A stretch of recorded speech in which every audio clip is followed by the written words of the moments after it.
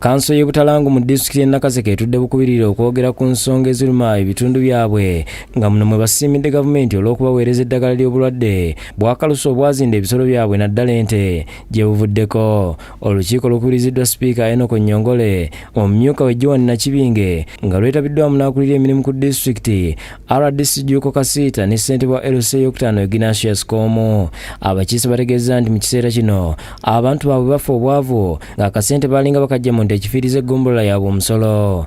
Naye zonna lwaki tusaba collecting centers ezo zibeerewo tusikuzisaba obulwadde bukyaliyo. Balumirizza abakungu b'ettaka ku kirebe kya disitulikiti okubba ettaka ssaako n'okusolooza omusolo ogutatuuka ku disitulikiti. Bayirawo bukalasa y'emu ku gundi y'ettaka gye basongamu nnyo enno mu babbi b'ettaka. Bw'otunula mu documents zonna bazigobera ddala fomu Nakaseke kasanga LC1 mu kugaba liizi. Akulira abakozi ku disitulikiti eza Luku Kazimiro akakasiza obubbi buno bw'ati n'agumya bakansala nga woofiisi z'ettaka bwe zigenda okuzzibwa ku kirebe ky'e Nakaseke. At least in the month of March